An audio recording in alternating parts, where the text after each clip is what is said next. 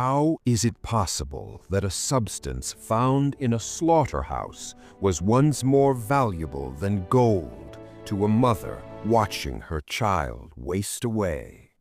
In early 1922, in a ward at Toronto General Hospital, over 50 children afflicted with type 1 diabetes were lying in diabetic comas, their emaciated bodies barely clinging to life, and their parents eagerly waiting for a miracle to happen.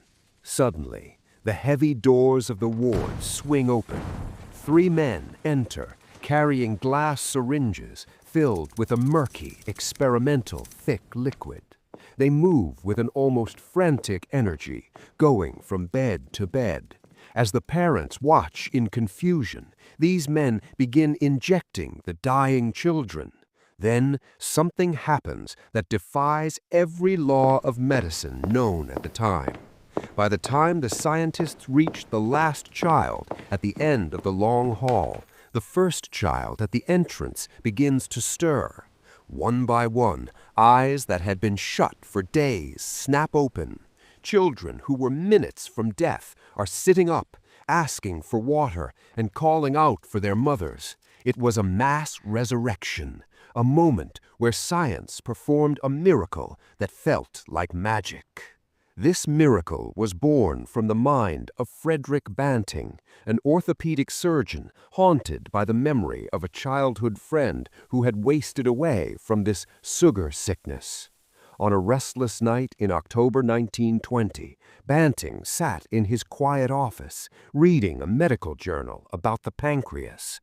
He noticed a strange clinical anomaly. When the pancreatic duct was blocked, the digestive cells died, but the tiny clusters called the islets of Langerhans remained healthy.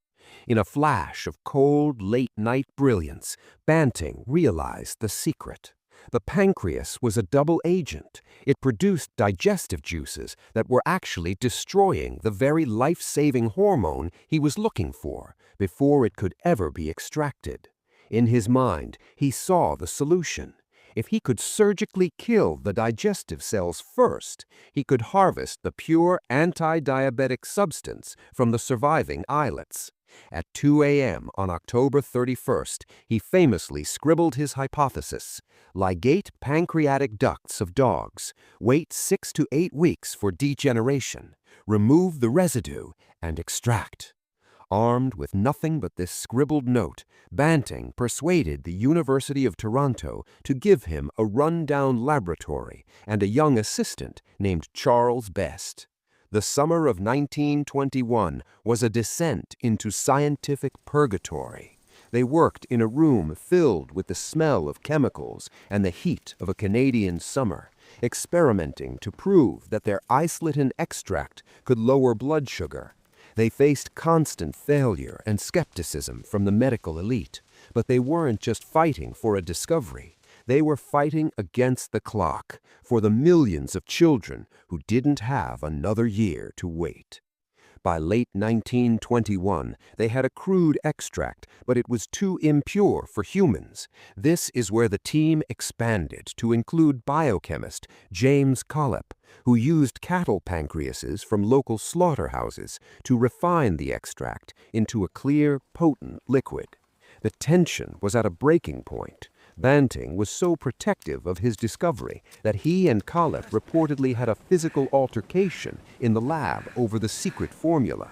But personal feuds vanished when they walked back into those hospital wards to perform the miracle of 1922.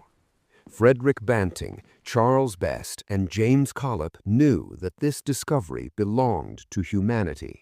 When it came time to patent insulin, they sold it to the University of Toronto for $1. Banting's words echo through history as a testament to the soul of modern medicine. Insulin does not belong to me, it belongs to the world. Today, billions of people are alive because of a midnight epiphany and the courage of men who refused to let death have the final word. Don't forget to like, share, and subscribe for more fascinating stories from history.